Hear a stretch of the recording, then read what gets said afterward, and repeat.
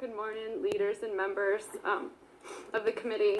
I am here to speak in strong support of Bill 7309, an act concerning human trafficking, and 7309, an act of concerning sex trafficking. My name is Jen. I'll tell you more about myself in just a minute, but first I want to tell you about someone else, Marie. 5 years ago, Marie sat before the committee to urge to pass of legislation to end escort advertisement published in the Hartford Advocate. Those ads were nothing more than a thinly veiled listing for pimps to sell people for sex. Marie told her story as a human trafficking victim who had been sold by her pimp here in Connecticut, and how these pimps use every means possible to advertise the selling of young women and men. Through her courage, Marie was instrumental in the passing the law that led to Hartford Advocate pulling the escort ads forever. I have never met Marie, and this is Marie. And though I didn't realize it at the time, she was giving me the sense of justice that no one else ever has before and since, and I'll always be in her debt. I was one of those young girls advertised in the Hartford Advocate. I am a human trafficking victim who was abused by Connecticut pimps and by the Connecticut men who paid them to have sex with me. At the time, my pimp used the Hartford Advocate to advertise me and a dozen other girls like me. As a victim of this crime, the intimidation, torture, rape, and the outright slavery went on for several months. It has left permanent scars on my life and my family. It's a nightmare that I live every day. In 2007, after my pimp was arrested, I was the key witness in the federal trial of the United States versus Dennis Paris. Along with 3 other victims, my testimony against Paris helped law enforcement put him away for 30 years. When the trial was over, I was naive in thinking that my nightmare was over, because it wasn't. While I was no longer forced to have sex with several men each day, I now had become the victim of the criminal justice system that promised me a new life after I testified against my pimp in an open court. Once the trial was over, everyone who had guaranteed me assistance to regain my life, local, state, and federal agency, adversary groups, and individuals, they abandoned me.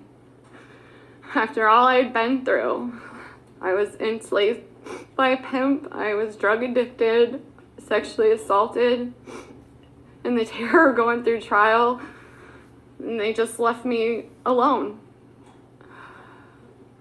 That was nearly 10 years ago, and through the help of my friends and my family, I have been able to live a life that I'm proud of now. I have been clean and sober for nearly 10 years. I'm married. I have a wonderful husband. I have 2 beautiful children, a 7-year-old daughter and a 5-year-old son. My family is the joy of my life. Even though we struggle financially, we are strong, we're resilient, and I am determined to put the past behind me, and especially my past. And I look for a better future. But I can't do that without first telling my story, so that what happened to me does not happen to any other women or men. According to Connecticut law, agencies within the government are required to, quote, identify available federal, state, and local programs that provide services to victims of trafficking. That includes human trafficking services, housing, education, legal assistance, job training and preparation, and victims' compensation, end quote. Further, the Connecticut laws also call for these agencies to, quote, address access to rights, benefit the services for victims of trafficking, including medical and related professional services, legal services, and protection, safe housing and shelter, and victims' compensation, end quote. I received none of this. Neither did anyone